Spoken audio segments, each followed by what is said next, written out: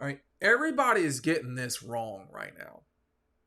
Okay, about Georgia, and I'm here to explain this in a rational way.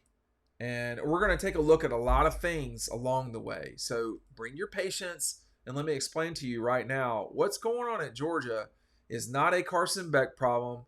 It's not a Mike Bobo problem. It is a problem. It is a problem of one specific thing: execution in the red zone. It is not at all where it needs to be. And that is the problem at Georgia right now. If you want to talk about, what comes next for the Dogs, I can tell you what comes next.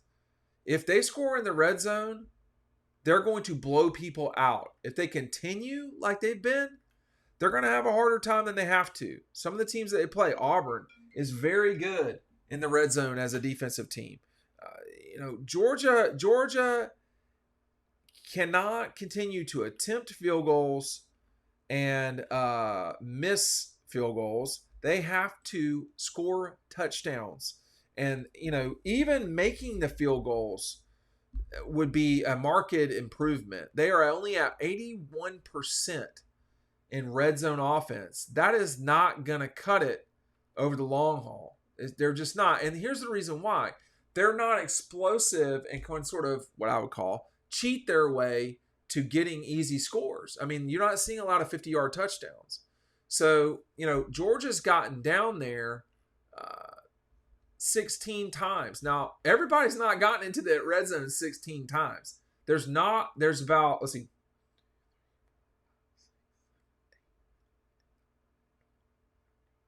There are 14 teams, only 14 teams who have gotten into the red zone more than Georgia.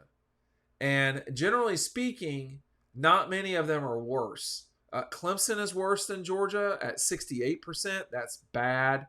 They have field goal problems there. Hawaii's got some problems. They're at 67%. And, UCF and Vanderbilt both are below Georgia in terms of percentage, as is our friends from UAB, who Georgia's going to play this week. But like Oregon, 94%. Texas A&M, 94%. That's what you need. And more than anything, you want to score touchdowns. Georgia has gotten into the red zone 16 times. 3 times they've not scored. But the other problem is they're not scoring touchdowns. They're kicking too many field goals and attempting too many field goals. That's the number one problem. This is not about scoring offense. This is not about, X, Y, or Z. This is only about execution in the red zone. That is the biggest, when you look at Georgia's statistical kind of issues, that is their number one. And you don't even need to know about that. I mean, they are tied for 78th in red zone offense. They, in everything else in red zone, on offense, they're in the top 20. Well, top 30. Let's just call it top 30, except one other one, which is running offense. Those two are probably related. Okay, passing. Let's see. Total offense 25th. Rushing offense 75th. I just mentioned that. Passing offense 14th. Team passing efficiency 43rd. Scoring offense 30th. They're averaging 39 points a game. Total defense. Well, I mean that's not offense. But third down percentage, they're at 51. I mean, there's nothing where they're really negligent at besides red zone, and that is their problem. It's not running up and down the field. They're doing that. That's not a problem. They had 3 long drives against South Carolina: a 15 play, a 13 play, and a 12 play for 62, 72, and 64 yards. Very quick math. 200. Let's see. 62, 64, 72. Yeah, right on 198 yards. That got them 3 points. That should have gotten them minimum 17. Let's just, or 13.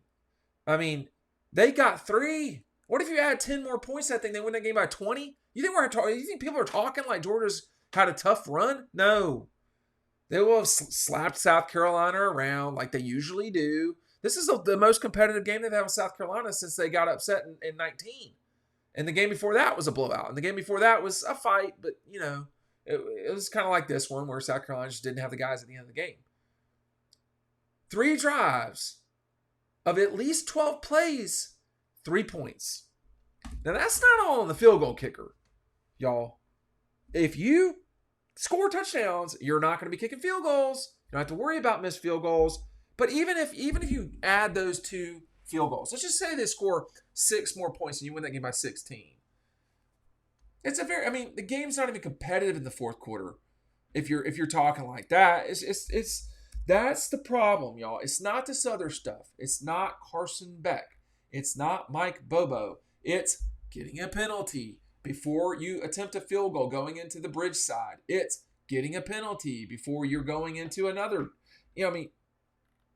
Too many penalties before you're attempting kicks. I'm not after Tate Ratledge, for God's sakes. He's been a multi-year starter. He's been very good. It was his penalty. He was the one that with Edwards getting a first down on 3rd and 3. He gets 6 yards. They're going to set up shop. First and goal from the 10 or 9, whatever it would have been. Look, he did not have to hold the Carolina kid. He just made a mistake, and he knew immediately he did. Well, that cost him that cost him 7 points. It certainly cost him 3, but it probably cost him 7 points and the ball game. Putting the ball game away, whatever. And make sure you are checking out our friends at EcoPoly, 15% off. Man, listen. They have a ton of items for y'all to peruse. I can vouch for these sets now. That might be the way you want to go. If you've got a pool, you just put a pool in.